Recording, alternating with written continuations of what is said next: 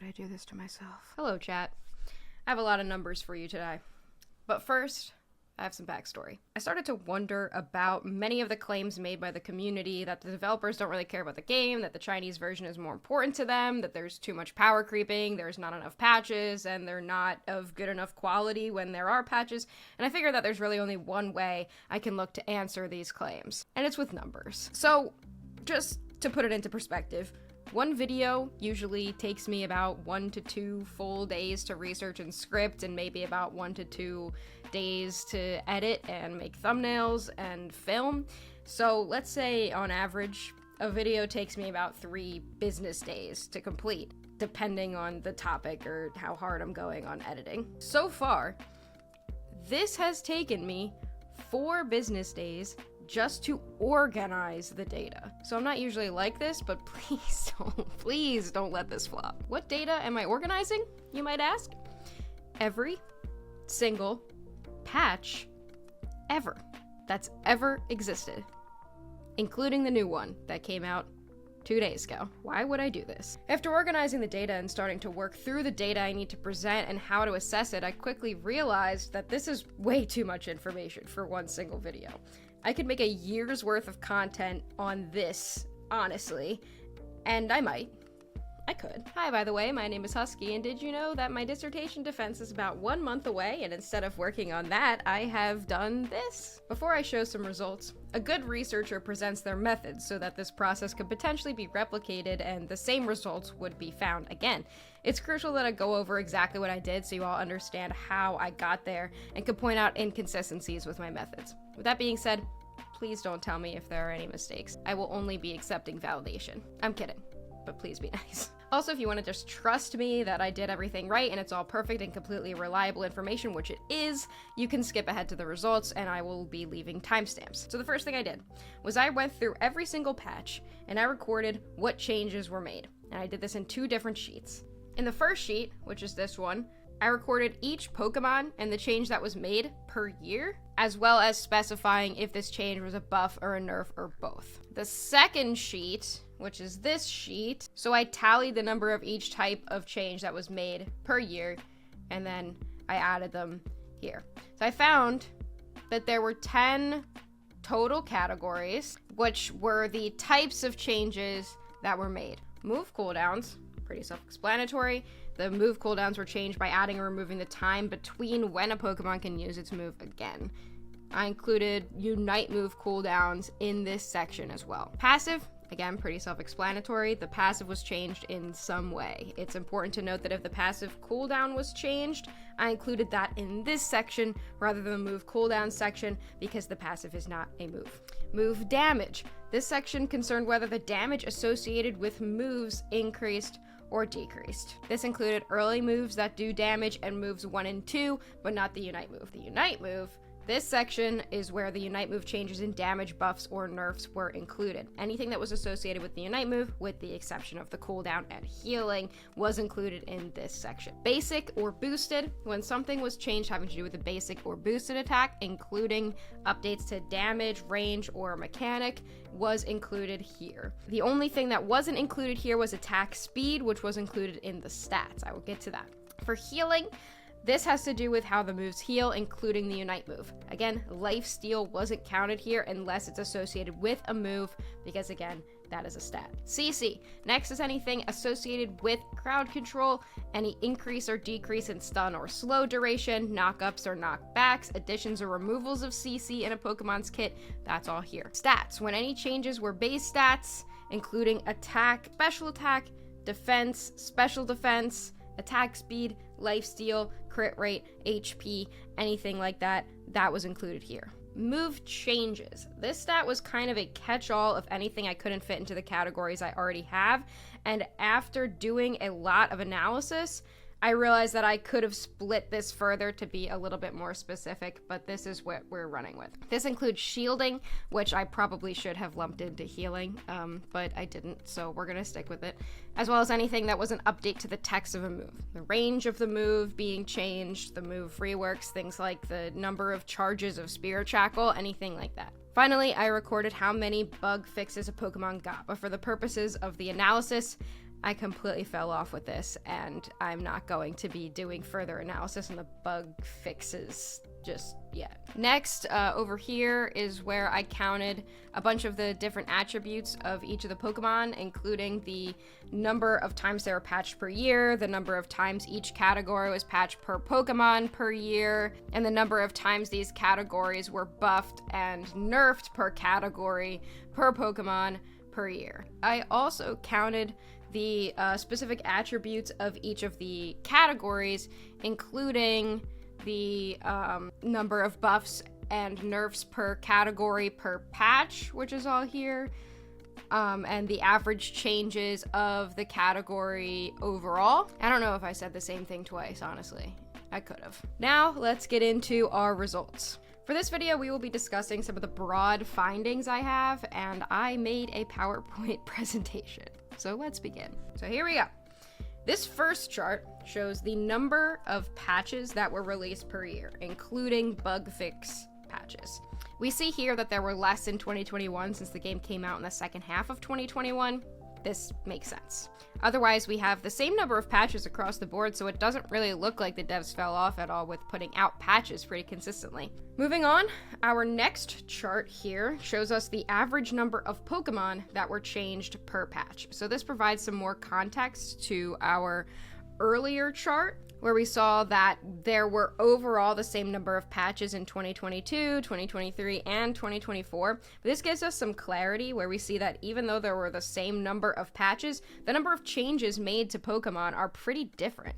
So even though there were a good number of patches in 2023, this yellow bar, this kind of shows us that not a lot of Pokemon were actually being changed. So more Pokemon were remaining stagnant for longer periods of time, whereas in 2024, the green bar, more Pokemon were getting some updates per patch. We kind of see this steady increase here across all 4 of the years, which is what we would expect, especially as more Pokemon were being added to the game, and as they needed to be changed, you'd expect to see a steady increase of Pokemon changes over time. Next, we can look at a chart that looks pretty similar here, and this basically just confirms my earlier point. So this shows us the number of changes, factoring in the number of changes each Pokemon got. So the previous chart just tells us that Charizard got changed. This chart factors in that Charizard got 3 changes in a single patch. It got a cooldown buff, it got a damage nerf, and it got a basic attack buff, as an example. We see that again, there is this steady increase, but 2023 falls off quite a bit. From this part of our analysis, I have one major conclusion. It doesn't really seem like the devs stopped caring about this game. In fact, it actually looks like quite the opposite. After falling off hard in 2023, they came back strong with more updates to more Pokemon and gave us bigger patches with more things to look at. If we keep at this rate or continue with the steady increases, Unite actually seems to be in a great spot. So those are some of the broadest findings that I found. So let's get just a little bit more specific. We are going to talk about the categories. Remember when I talked about how there were 10 categories, move, cooldown, move, damage, etc. We know that these things are getting changed as per our previous charts, but we don't know the magnitude or direction of these individual categories. Silly physics terms. Basically, we need to look at exactly what was being changed. Maybe there were a lot of changes in 2024 in general, but were they mostly buffs? Were they mostly nerfs? What kind of changes were happening? What was exactly being changed?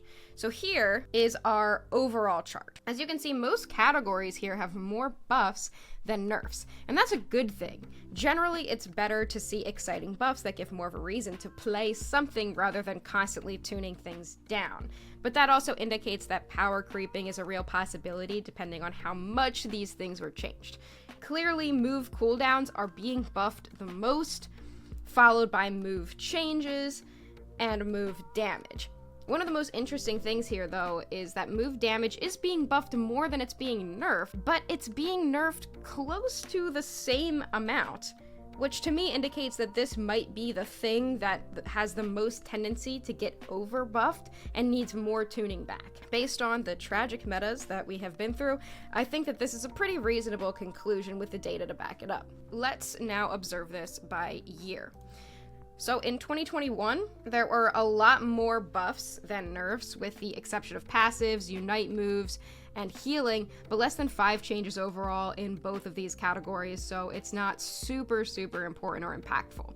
But what's interesting is that move damage saw a lot more buffs than nerfs, and look at this cooldown. They really worked hard on getting move cooldowns shorter in 2021, and it's interesting because move damage still saw the most nerfs out of anything, but still way more buffs. In 2022, our chart is pretty similar. They're still tuning down some Unite moves, still tuning down healing, but generally tuning up damage and cooldowns and focusing on some move changes that are generally better. Not much else to add here besides the fact that frequencies are generally higher overall, which we already knew from our earlier stats. In 2023 is where we see some interesting things. So cooldowns are still up, but this is where some bad metas were happening, leading to more move damage nerfs than buffs. So this time they're actually tuning up stats and healing more, but had to pull back on the damage quite a lot. If you remember, the year 2023 consisted of both the Zacian meta and the Mewtwo metas. Based on the fact that 2023 saw the least number of changes per Pokemon and per patch, it seems like the devs really only focused on fixing these specific ridiculous metas. Seeing this chart honestly provides me some context as to why the community thinks the devs suck so bad with patches and changes, because they really just messed the game up in 2023, and they haven't been able to recover the trust of the community fully in 2024. Speaking of, our 2024 chart here looks pretty similar. Move damage gets nerfed a little bit more here. It's actually exactly even with move damage buffs, but it still looks like the changes are generally moving in a positive direction overall, but they're having to do a lot of recovery in terms of potentially having overbuffed damage previously. Finally, let's look at this in a different way to clarify some of these conclusions I have come up with. So here we have a line chart, so now we're getting a little crazy, stay with me. Obviously there were specific categories that were changed way more than others, so I included only the top 4 here. We see that the frequency of changes, both buffs and nerfs every year, and then we connected them to draw a line across the duration of the entire game. So the 2 blue lines are cooldown, and we can see that even though cooldown buffs increased by a lot over time, so did cooldown nerfs, that darker blue line in the middle there. The pink lines for move damage see a huge dip in 2023, but we can better see how move damage was buffed more at the start of the game, and it looks like more nerfs had to come in the later half to compensate for things potentially being overbuffed. So both buffs and nerfs ended up being around the same frequency in 2024 in terms of move damage. And they were about the same as move damage buffs were in 2022. So to me, this kind of means that this is the most difficult category for the developers to deal with and try to keep balanced. Our other categories show a general increase over time, but the buffs were always more frequent than the nerfs, which again is either a good thing or indicates power creeping. Or I guess it could also be both. I mean, power creeping isn't necessarily a horrible thing, I guess, but I wouldn't really be able to prove power creeping unless I go back and record the exact numbers for every single change and compare it to what the numbers were at the start of the game. That would give us a lot of context, but oh my god, that would basically be the same amount of work as my dissertation. For our final section today, we will be talking about the changes to specific Pokemon. So, our first chart here shows the number of patches per Pokemon. Alright, this shows it a little bit clearer. Okay, so here this shows us the Pokemon in order from how they appeared in the patch notes. So we see a graph that is skewed right, meaning that there's more activity on this left side of the graph over here. This is expected since the longer a Pokemon has been out for, the more they theoretically should have gotten patched. However, we do see some outliers that are pretty interesting. Firstly, Mr. Mime has been the most patched Pokemon in the entire game, 15 times, which if you were around for the Mime meta, this very much makes sense. But we also have Serena, Crustle, Cramorant, and Charizard all with 12 or 13 changes. So we consider these 5 Pokemon over here, Mr. Mime included, as our most patched group, which makes up about 13% of total patches. The next group consists of the Pokemon with 10 or 11 changes. So that is Talonflame, Zeraora, Slowbro, Gardevoir, Lucario, Alolan Ninetales, and Glaceon. And this group makes up 15% of total patches. So keep in mind that these are the most patched Pokemon. So keep in mind here that the most patched Pokemon, Mr. Mime, only makes up 3% of total patches done to Pokemon, which is a very positive thing, and it indicates that even though this Pokemon was patched a lot more than some of the others, they're still spreading out changes across all of the Pokemon in the game. But to keep consistent, and to keep the video a reasonable length, what I'm looking to do is examine each year of changes and look at the 2 most changed Pokemon for that year. I've been kind of using the years as benchmarks here, so I would like to keep doing that just to maintain the direction that I'm taking this video, but I totally see where I could be doing more examinations of specific Pokemon. And I mean, if you're interested in looking at the changes of everything, I have that data as well and could totally examine that in future videos. But we're going to look at 8 Pokemon in more detail to see what types of changes were happening to them and the direction that they were being changed in. But first, I have to explain how I did this. I know I'm going back to methods, and I said that you could skip ahead to the results if you didn't want to see my methods, but chill, oh my god, you're so impatient. Alright, so remember when I said that I recorded the changes to every Pokemon?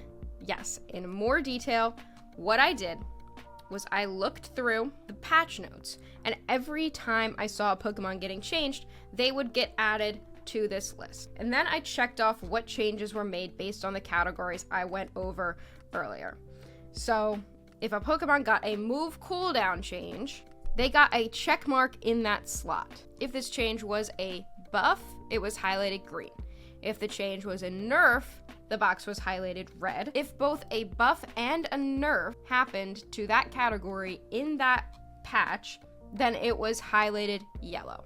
But keep in mind, I did not account for the number of cooldown changes that happened here. I did that in a different sheet where I was not looking at changes specific to each Pokemon, just changes overall. That is this sheet here. So after I had that huge sheet organized, I added up the number of times that Pokemon was patched in that year, and I recorded it right down here. After I had this huge sheet organized, I went over to a different sheet. Here, I recorded everything per Pokemon, per year, in the different categories, whether or not it was a buff or a nerf, and the number of times it was touched. When I wanted to see this a little bit differently, and I wanted to just see one Pokemon, I recorded that here, where I grabbed, this is each year, these columns, and you can see here that for Charizard, we had 2 move cooldown buffs in 2021, 1 move cooldown buff in 2022, 1 in 2023, and 1 cooldown nerf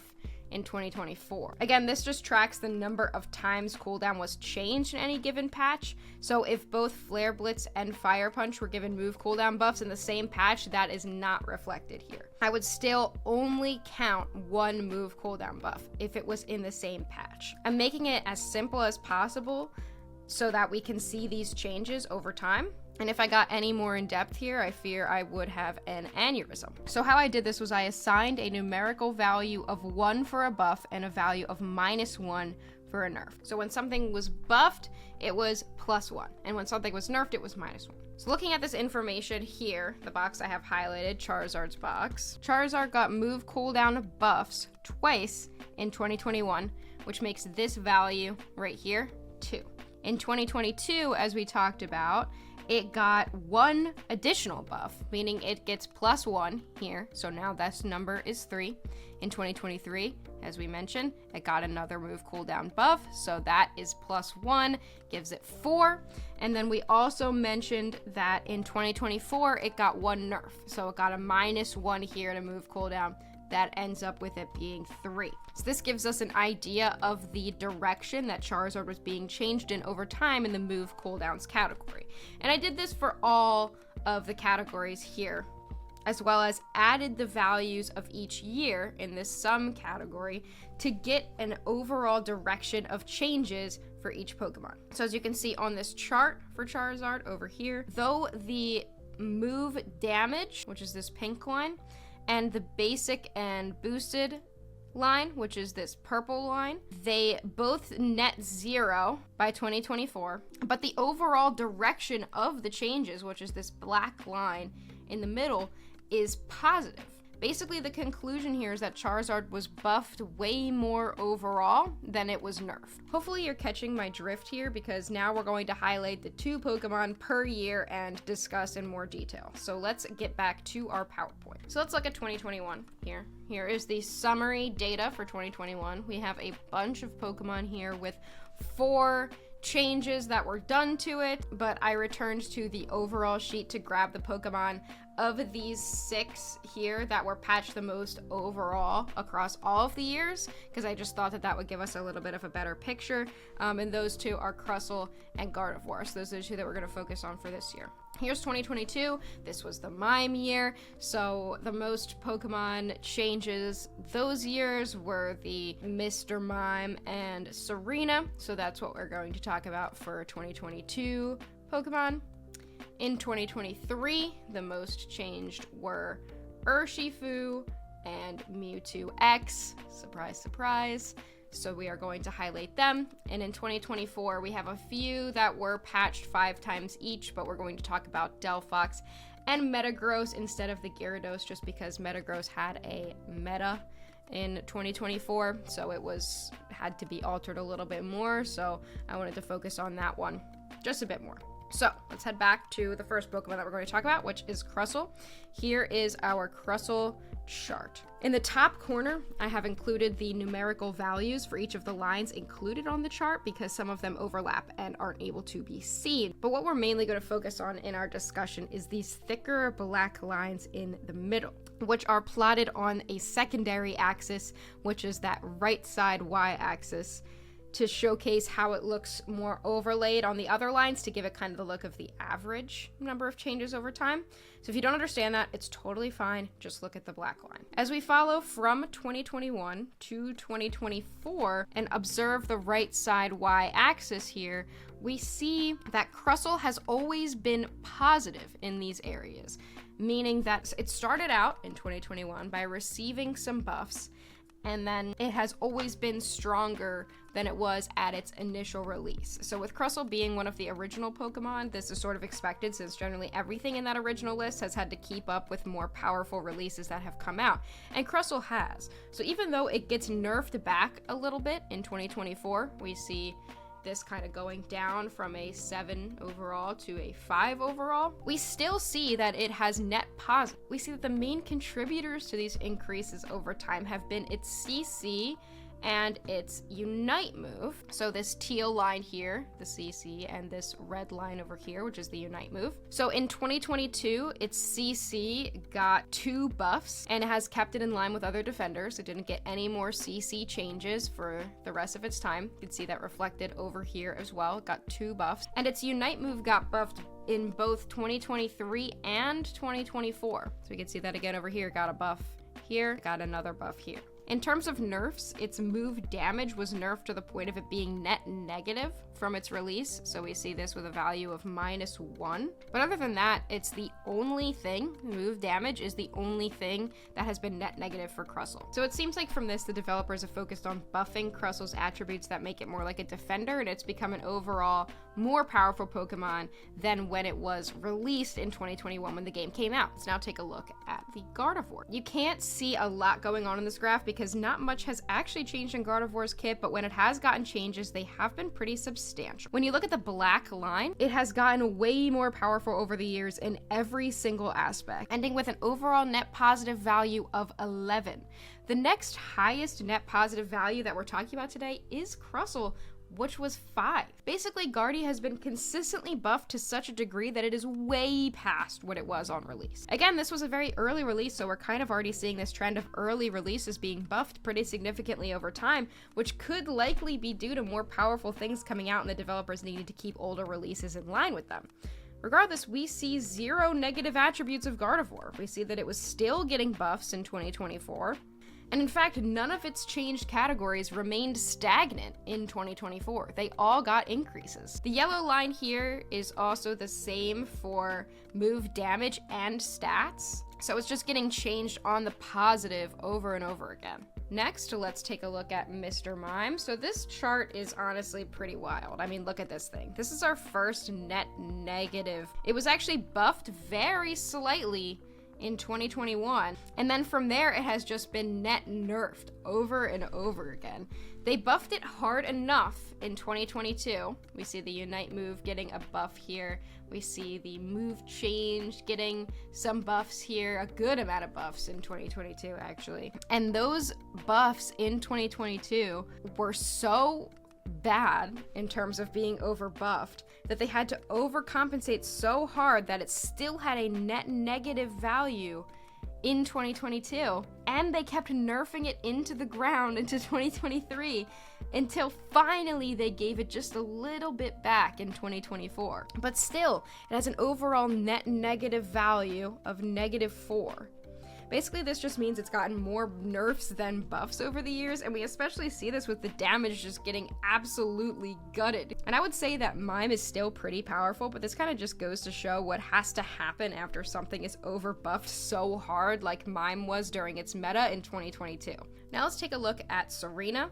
So another Pokemon that has had its day of being extremely good, but in her case, she ends up netting positive. So following the black line, it was buffed a little bit after it was released. It had a strong meta where it was then nerfed into the ground. They brought it back up to being somewhat relevant, and then buffed it more to keep up with some stronger things. Basically, this is kind of the opposite of what we see with Mime, where it was over buffed to the point of needing a ton of nerfs, but with Serena, it more so seems like it was over nerfed to the point of needing buffs. I think these two are a great example of how difficult game balance is after something gets broken, because with our two previous Pokemon, Crustle and Gardevoir, they've had really strong metas, but ultimately have had steady increases with a bit of tuning, which is what you'd expect as game power increases. But with these two, they're bouncing all over the place because their balance has generally been more difficult to pin down. Let's look at some more examples of this. So, Mewtwo X. Mewtwo X was obviously released in 2023, so there are only 2 years that we can actually look at here.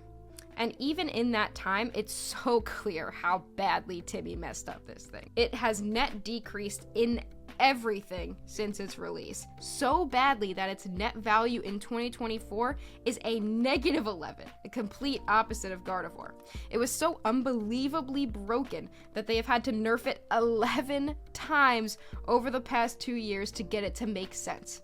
And even when they've over-nerfed it and given it just a little bit back, it's still nothing compared to the amount of nerfs it has had to get. It just goes to show how bad balance can get when something's overpowered. Brief tangent here. Seeing a graph like this is bad for the game, in my opinion. Mewtwo X and Mewtwo Y, even though we're not talking about Mewtwo Y today, they were the worst things to happen to balance in Pokemon Unite. When you have to nerf something so much, when it's getting tuned down patch after patch after patch, that is extremely harmful to the game. Even when something gets a slight nerf, it has a tendency to fall off because players look at the word nerf and assume that it's worse now and there's no longer a need to play it. The fact that this was nerfed so much in only 2 years of existing in the game is absolutely insane. And honestly, with the way the developers have been releasing Pokemon underpowered this year just to buff them a little bit after release, goes to show that they are terrified of this happening again. Nobody wants to see something broken, and nobody wants to see something get nerfed over and over again, patch after patch, year after year. Alright, Mewtwo X ran over. Let's look at another all-rounder that used to be broken. Urshifu. So there's more similar to kind of what we saw with Serena, where it was very clear that it got some buffs, and at one point it was nerfed into the ground as a result, and is starting to climb back up into a balanced position and a little bit more of relevancy by the end of 2024. Urshifu is one of those Pokemon that I do not think the devs know what to do with. It was so bad on release that it net positive in 2022, and then they buffed it too hard that it got plunged into the depths in 2023, only to end up almost back to even in 2024 with a net value of -1. We see that they gutted healing, and they steadily nerfed its base stats, and they originally gutted its damage, this pink line, which is matching this blue line here for that first segment. But they originally gutted its damage, but they've brought the damage back to even. So I guess their plan is just to keep the healing pretty low, but if it needs buffs, they'll focus on damage. It's one of those things that has been touched so much that it's never really felt balanced. I could be wrong about that perception though, because I don't play all-rounders and I hate this dumb bear, whether it's the best thing in the game or the worst thing in the game. Finally, for 2024, let's first take a look at Delphox. So this is another one that was released in 2022, so it has only 3 years of changes like Urshifu, but overall it never went into the negative if we focus on our black line, which is this right side y-axis here. It was buffed after release. It didn't really get insane nerfs, and if it did get nerfed, it was buffed somewhere else at the same time, so it ended up breaking even in a lot of categories. We see a lot of evened out zeros here. And then we all remember how Fire Spin was buffed in 2024 for some reason, which ended up with it needing overall nerfs in the move damage category. But Delphox was kind of a surprise to see end up as one of the most changed Pokemon of last year, because it never really seemed unbelievably broken and it never seemed unbelievably bad. It's always been something that seemed strong but not stupid. Except Fire Spin, which even now is kind of stupid. But they're kind of touching it the same way they messed with Gardevoir over time, where they're focusing on these mage attributes it needs, like the low cooldowns and the strong special attack stats. And it's a weird one to get so many changes. And I just remember that original Fire Spin buff in 2024 being a real head scratcher. Finally, let's look at Metagross. And we have just a normal column chart here because Metagross, though it was released at the very end of 2023, it was only changed in 2024. And it was changed a lot. It released horribly, like so bad. And then it got a buff that gave us the Metagross meta. But even after it was nerfed, it's behaved so far more like Urshifu and Serena, as we saw, where they got nerfed too hard and ended up needing more buffs to compensate for ruining it. It seems like all-rounders are just something that developers don't know how to balance at all, and we either end up with an over-nerfed Pokemon who has to get buffed slowly over time, or something so broken that it never seems to come back in line with the rest of the world. I think the first one's better, generally, because it's always better to see things moving in a positive direction rather than a negative direction, but hey, I could be swayed. I've reached the end of my yapping session, and my script is 11 pages long for something that was literally just focusing on the main points of this data analysis. Allow me to remind you again that my dissertation defense is in 1 month, and this is what I've been doing instead. So a couple points to think about as we wrap up this video. Unite does good at giving us patches. In fact, they've done better with bigger patches and more exciting changes in 2024 than ever before. So even though it seems like they only care about the Chinese version or whatever Twitter is telling you, I would argue that the data says that's not the case.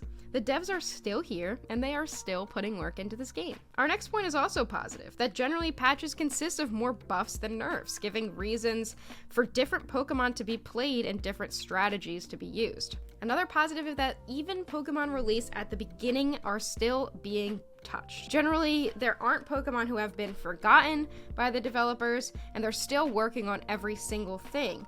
Even with over 70 in the game now, everything still gets attention. Whether good or bad attention, it's still getting attention. Something I'm not sure if it's a positive or negative is that power creeping exists, and we see that with many earlier Pokemon getting consistent buffs to keep up with new releases. One thing that's definitely negative is that the developers don't know how to fix things they break. When something has a broken meta, it's touched so often in every patch after that because it's either buffed way too much or nerfed way too much to compensate. So I think that's why new releases are coming out underpowered, because they are terrified of breaking things. That all being said, these are my conclusions after doing only this amount of analysis. It may change as I examine more Pokemon or do some more data analysis on this, or even if a different method is followed to look at how changes have happened over time. So let me know your thoughts. I will leave links to my insanely disorganized sheets in case you want to play around with them, and please don't let this flop. Alright, I'll see you all next time. Bye!